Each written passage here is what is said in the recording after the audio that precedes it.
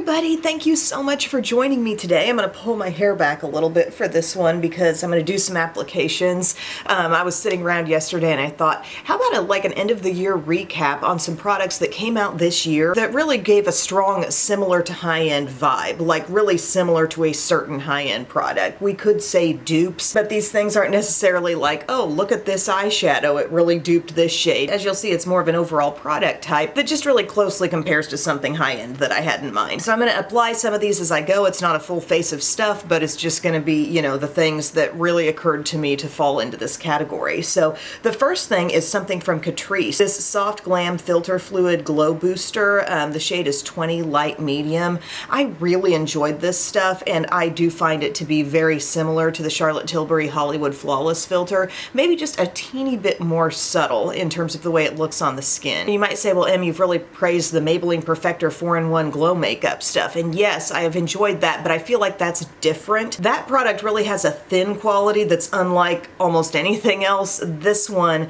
is very, very good, and it's very similar, I feel like, to the Charlotte Tilbury. So I'm going to pop that on today as my primer. Just give myself some swipes. So we're talking a product that has some glow, but it also has a little bit of coverage too. But I feel like the Catrice is really good about just being so soft with it, not too shimmery if you're not wanting that much shimmer. So for me, this is kind of one of those like, yeah, it's similar to the high-end version, but maybe even a little bit better. So I can just take really whatever brush I use for foundation and just start blending this in, and you'll see that gentle glow across my skin. Did I say I'm shade 20, light medium? You see what I mean? How the glow is there, but it seems to be a lot more gentle than like the e.l.f. and a lot of other glowy primers that I have. So that might be something to consider if you're just wanting a little bit of that glow on your skin and you like the product format that's very similar to the Charlotte Tilbury. Another product that I found this year, and I'm just going to chat about it as I'm blending in this Revlon Color Stay Foundation, which is not a new find of the year, but I want to talk about this brush from the TikTok Shop brush set. I think the brand is called Monge or something like that. I reviewed the whole set. It's a big old set of brushes. We got face brushes, eye brushes, and they are very, very similar to the look and feel of like an hourglass brush. They have worked so well. I've enjoyed this line of brushes so very much, particularly the little angled tapered foundation brush and also the double-ended angled concealer brush. I've used them so often. Really love the softness. There's a bunch of other brushes in there that I can grab for like blush or powder. They did a good job in this set of keeping the eye brushes fairly compact, just very user-friendly, and it was a big ol' set. So really everything you might need. So I definitely wanted to mention that. That's one of those things where if you've seen it left and right on TikTok, you're thinking, are people just trying to make a buck promoting this product, or is it really any good? And I have a very in-depth video talking about every brush in that set, and I think it's very good. Did a great job blending out my foundation just then, but like just perfect shape and size, and really just has the look of like an hourglass brush. And I'll continue using one of those brushes to blend out my next thing on the list, and it's the Revlon Color Stay Flexwear Concealer. This probably, in a more general sense, you see a full coverage concealer from the drugstore and you think that's going after Tarte Shape Tape. And this definitely could hang with a Tarte Shape Tape, but to me personally, it compares to something even better than Shape Tape that's even more fresh in the way it wears all day, and that happens to be the Dermablend Cover Care Concealer. I feel like that one and the new Revlon one really share a lot of similarities. I'm so glad I tried this one this year. I wear the shade Vanilla. I still have some foundation on my finger. How'd I do that? I had to wipe my nose just then, so I got a little more to conceal, but I always have a little trouble explaining this because this is not an overly hydrating concealer. I don't feel like it's as hydrating as e.l.f. Camo Concealer, but yet it never dries me out. And I think controlling yourself in the application amount is key because, you know, a little bit can go a long way, and I think that leads to it looking fresher all day. It's just not that much being on your skin, but that small amount can do so much. And I just love, like, if I glance at myself later in the day and I see my under eye and I'm thinking, man, that stuff really pretty much looks like it did when I put it on. So that's definitely been a great find of the year that's super similar to high end. Now, would I call it an exact dupe? You know, I'm not digging into the formula and saying, oh, it's got these same ingredients or something like that, but I just feel like it's super similar. And that's enough for me to be like content. And truly, I don't need a drugstore product that's really good to always be mimicking something high end. These are just things that fit into that conversation. I'm happy to share about them. So I kind of flip, as you might have noticed with this brush. I use the smaller end to spread out, really similar to the way I use the e.l.f. Duo Complexion brush. And then I'm using the slightly larger end to just stamp over, and that angle is so ideal because both of those steps, I mean, you're really reaching those inner corners of the eye, for example, and then you're just patting over it and you're not taking away any coverage. Look at that great coverage on my skin. Oh, love this stuff. And I love how that tone is just a little bit brightening, you know, compared to the tone of the Color Stay foundation I have all over. Hi kitten, Biscuits is up here today. So I just skipped ahead and did some setting powder. It's the Maybelline Fit Me in Fair. And then I've got several blushy cheek kinds of products to talk about. So I can't apply all of these. One of them I'll just shout it out because I mentioned it in my last video with the L'Oreal Top 10, but the Lumi Le Liquid blushes, these are phenomenal. Love them. I'm holding up one of the deeper ones here. This is Glowy Worth It Medium. Really pretty rich shade. Like, the range is great and I can make all of them work on my skin. So I love those, and to me they're very similar to the satisfying full pigment effect you get from a Rare Beauty blush. So just in the drugstore. And then I've got a couple things from Catrice here. Their Blush Affair cream and powder blushes. These are awesome, and these really give you the vibe of like a Patrick Ta blush duo. You know how they involve the cream and the powder? These are really beautiful. I've got this kind of dusty rose shade here called Peach Passion, but then they've got two different ones that are very bright and vibrant, like a real true pink, almost like a watermelony color. Really nice. I kind of wish they would dive even deeper into some of those more subtle, kind of murky, more similar shades to some of the things Patrick Ta is doing. But for right now, I mean, I think they've got a great product concept going, and just anytime you can set that cream blush with a powder, you're gonna have great staying power. Or you could reverse the steps like Patrick Ta does to have a little more glow on the skin. You could do powder top with cream. But then I also have this from Catrice. They put out their Magic Shaper palette, and this really makes me think of the Makeup Forever palettes that also include like contours, highlighters. Let me get out one from Makeup Forever. Theirs are a little bit larger and opening up kind of like a book, and you can see you've got contours. This one includes like some concealer shades, but then you also have blushes in there. And here Catrice has chosen to include a couple of contours, a couple of really great blushes, and then two glowy highlighters. And there's just something about the look of it. I immediately see that and I think Makeup Forever, but they've got a good quality product in there for cream. So I'm gonna work in some of those, and maybe we can pop over to the Blush Affair and set with that. Just try to include as much as we can. I'm gonna first go into this little guy right here with my Sephora. Oh no, that's the one I usually use for blush. This is my Sephora 56. I didn't have much on my brush, fortunately, when I went in to pick it up.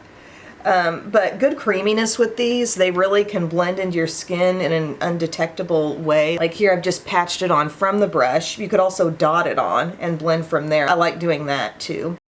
But look how we'll just be able to buff this into the skin, give a little color and dimension, and so much in one palette. We love a multitasker. It's actually Christmas Eve morning as I'm up here shooting this video. I just always shoot videos on Tuesdays. I'm gonna just do the dots here, just because I do think that's a little bit easier, I'm remembering. Good thin formula, reminding me a little bit of like the Milani Cheek Kiss, just put into a palette. Really creamy and thin, but it's not going to leave you feeling like sticky afterward. Look how natural we are on the surface of the skin right now. I love that, and I haven't even gone into this shade, but I can wear that if I want to, that cooler dark brown.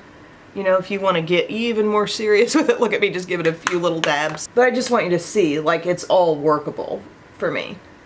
Just because it's rich doesn't mean it's not still fully blendable. Now the blushes in this palette are probably my favorite part. I love those colors they've chosen to include, but in the name of showing you something else, I'm going to bop over to my Blush Affair. Again, that's the shade Peach Passion. So a pan of cream blush and a coordinating powder. I'm just going to reach into that with my Sephora 56. Really pretty shade. This is probably the color in the line that I feel like, okay, anybody could pick this up and love this. The others, I could see them being a little bit on the bright side. Looking on the bright side.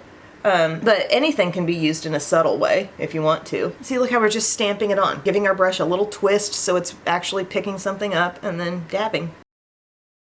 Mom did make an apple pie for Christmas. I'm so excited. And yesterday we made our Chex Mix. It's so good. And I actually have a vlog on my channel where several years ago I vlogged the Chex Mix process and put the whole recipe in there. Okay, so look how we've just stamped over the cheeks. Really good, beautiful look. Oh, the memory just came up on my ALEXA of the three-legged dog that showed up at our house. And then we posted it on Facebook, and like 10 minutes later somebody came and got him. Okay, going over to the powder now. This is just my e.l.f. blush brush. We're topping off. I love any excuse to wear multiple blushes, and here they're just giving it to me right in the same pan. Yes, beautiful, bold and beautiful. Speaking of that, Carter's whole Forester takeover. I think he and Hope seem a little delusional about how great this is gonna be. Okay, there's that. The cheeks are cheeking. Don't forget we have highlighters over here, so let's take some of this. Feels nice and light.